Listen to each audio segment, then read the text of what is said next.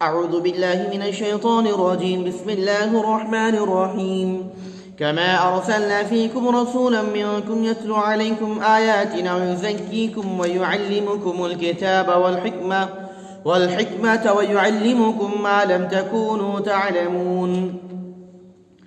یہ احسانات ویسے ہی ہیں جیسے ہم نے تم ہی میں سے ایک رسول صلی اللہ علیہ وسلم بھیجا جو ہماری آیتیں تمہیں پڑھ کر سناتا ہے اور تمہارا ظاہر و باطن پاک کرتا ہے اور تم کو کتاب یعنی قرآن اور حکمت کی تعلیم دیتا ہے اور تم کو ایسی باتیں بتاتا ہے جو تم پہلے نہیں جانتے تھے. فَاذْكُرُونِي أَذْكُرُكُمْ وَاشْكُرُوا لِي وَلَا تَكْفُرُونَ. اے مسلمانوں تم مجھے یاد کرو میں تمہیں یاد رکھوں گا اور میرا احسان مانو اور ناشکری نہ کرو. اس وقت خانہ کعبہ کو قبلہ مقرر کر کے جو ہم نے تم پر ایک نعمت پوری کی تو اس سے پہلے بھی ہم تم کو ایک بڑی نعمت سے سرفراز کر چکے ہیں، یعنی یہ کہ ہم نے تمہیں میں سے ایک برگزیدہ شخصیت محمد صلی اللہ علیہ وسلم کو رسالت کے لیے منتخب کیا. وہ ہماری آیتیں پڑھ کر تم کو سناتے ہیں اور تمہارا ظاہر و باطن پاک کرتے ہیں اور وہ باتیں سکھاتے ہیں جن سے تم بالکل ناواقف تھے. جب میں نے تم کو اتنے نعمات سے سرفراز کیا تو تم پر لازم ہے کہ میری نعمتوں کا شکر ادا کرو اور زبان سے، دل سے، ذکر سے، فکر سے، ہر طرح سے مجھے یاد کرو اور میری اطاعت کرو. میں بھی تمہیں یاد رکھوں گا. پھر میرا یاد رکھنا ایسا ویسا نہیں بلکہ اس میں دین و دنیا کی بھلائی ہے. بھلا جس کو معبود حقیقی یاد کرے اس کی قسمت کیا کہنا. حدیثوں میں ہے اللہ تعالیٰ فرماتا ہے کہ جس نے مجھے دل میں یاد کیا تو میں بھی اس کو اپنے نفس میں یاد کروں گا، اور جس نے مجھے جماعت میں یاد کیا میں بھی اس کو فرشتوں کی جماعت میں یاد کروں گا جو اس سے بہتر ہے.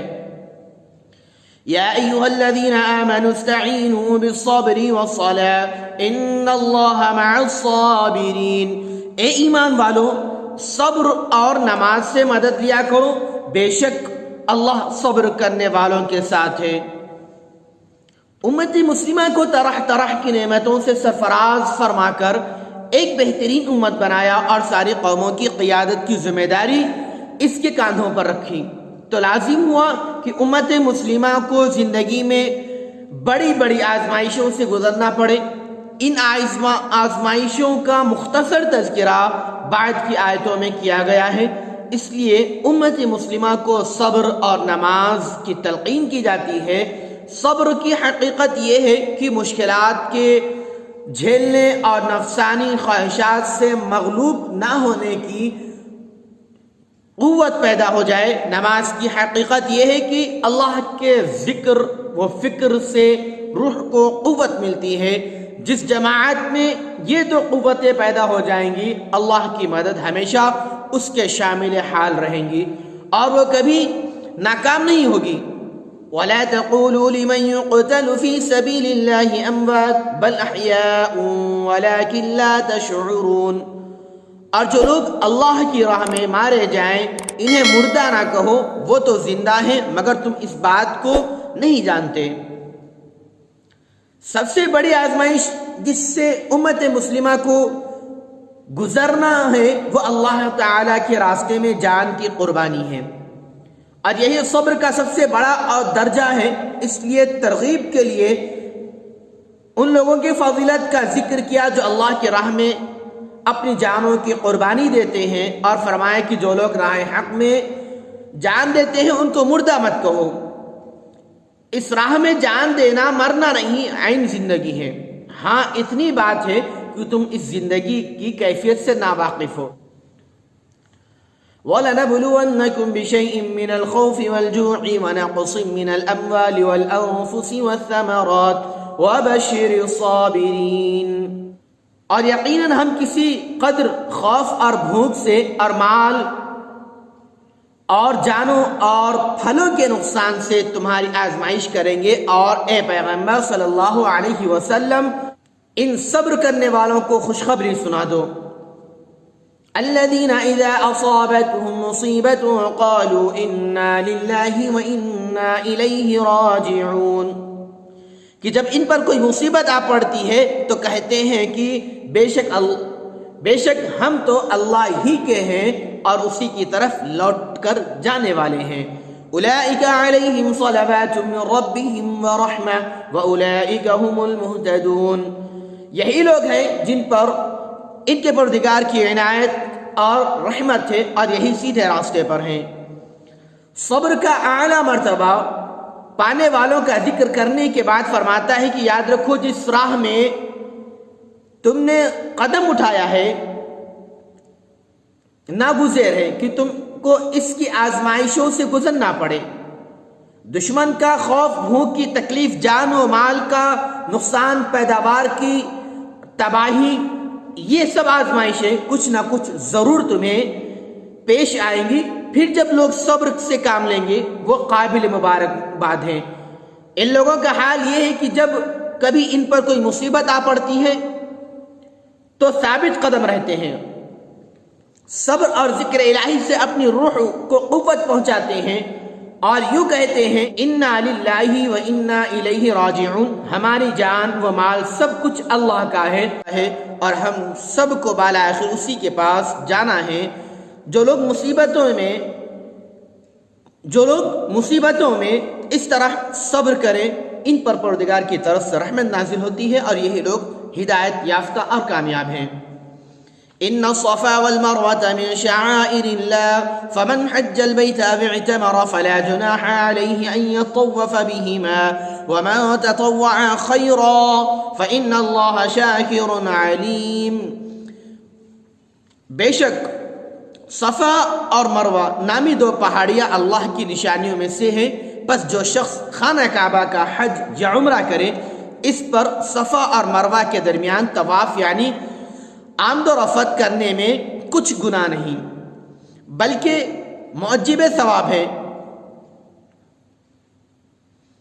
اور جو کوئی اپنی خوشی سے نیک کام کرے تو اللہ لوگوں کے اعمال کی قدر کرنے والا اور ان کی نیتوں کو جاننے والا ہے۔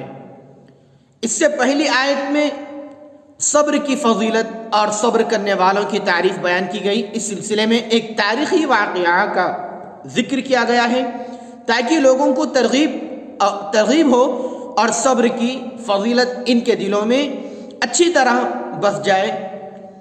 دیکھو حضرت حاجرہ کے صبر کی وجہ سے صفا اور مروہ کی دو پہاڑیاں خدا کی نشانیاں اور متبرک مقام قرار پائیں۔ صفا اور مروہ مکہ میں دو پہاڑیاں ہیں۔ زمانہ قدیم سے عرب کے لوگ حج کرتے وقت ان دونوں پہاڑیوں کا بھی طواف کیا کرتے تھے۔ ایام جاہلیت میں دو پہاڑیوں پر اصاف اور نائلہ کے نام کے دو بت رکھے گئے اور لوگ غلطی سے یہ سمجھنے لگے تھے کہ صفا اور مروہ کا طواف بتوں کی تعظیم کے لیے کیا جاتا ہے۔ جب عرب کے لوگوں نے اسلام قبول کیا تو انہیں خیال ہوا کہ صفا اور مروہ کا طواف ان بتوں کی تعظیم کے لیے تھا۔ جب بتوں کی تعظیم حرام ہوئی تو صفا اور مروہ کا طواف بھی حرام ہونا چاہیے۔ ادھر مدینہ کے لوگ کفر کے زمانے میں بھی صفا اور مروہ کے طواف کو برا جانتے تھے۔ اسلام کے بعد ان کی نفرت اور بھی زیادہ ہو گئی اور انہوں نے اس بارے میں حضرت صلی اللہ علیہ وسلم سے عرض کیا۔ اس پر یہ آیت نازل ہوئی اور بتایا گیا کہ صفا اور مروہ کو بتوں سے کوئی تعلق نہیں بلکہ یہ تو خدا کی نشانیاں اور حاجرہ کی یادگار ہیں۔ جو لوگ حج یا عمرہ کریں ان کے لیے ضروری ہے کہ صفا اور مروہ کا بھی طواف کریں۔ ان الذين يكتمون ما انزلنا من البينات والهدى من بعد ما بيناه للناس في الكتاب اولئك يلعنهم الله ويلعنهم اللاعنون، جو لوگ ان کھلی نشانیوں اور ہدایت کی باتوں کو جو ہم نے نازل کی ہیں چھپاتے ہیں باوجود یہ کہ ہم نے لوگوں کے سمجھانے کے لیے ان باتوں کو کتاب تورات میں صاف صاف بیان کر دیا ہے، تو یہی لوگ ہیں جن پر اللہ لعنت بھیجتا ہے اور تمام لعنت کرنے والے بھی لعنت کرتے ہیں۔ إِلَّا الَّذِينَ تَابُوا وَأَصْلَحُوا وَبَيَّنُوا فَأُولَئِكَ أَتُوبُ عَلَيْهِمْ وَأَنَا التَّوَّابُ الرَّحِيمُ۔ مگر جن لوگوں نے توبہ کی اور اپنی حالت کی اصلاح کر لی اور احکام حق کو صاف صاف بیان کر دیا، تو میں ایسے لوگوں کی توبہ قبول کر لیتا ہوں، اور میں تو بڑا معاف کرنے والا اور رحم کرنے والا ہوں۔ جس طرح یہود نے ان حضرت صلی اللہ علیہ وسلم کی بشارتوں اور نشانیوں کو بدل ڈالا، اسی طرح کعبہ کا قبلہ ہونا بھی تورات میں مذکور تھا، اس کو بھی انہوں نے چھپا دیا۔ انہی لوگوں کے بارے میں اس آیت میں فرماتا ہے کہ جن لوگوں کا شیوا یہ ہے کہ دنیا کے خوف اور طمع سے ہماری نازل کی ہوئی سچی باتوں کو چھپاتے ہیں، حالانکہ ہم نے لوگوں کے جاننے اور عمل کرنے کے لیے ان باتوں کو کتابوں میں کھول کھول کر بیان کر دیا۔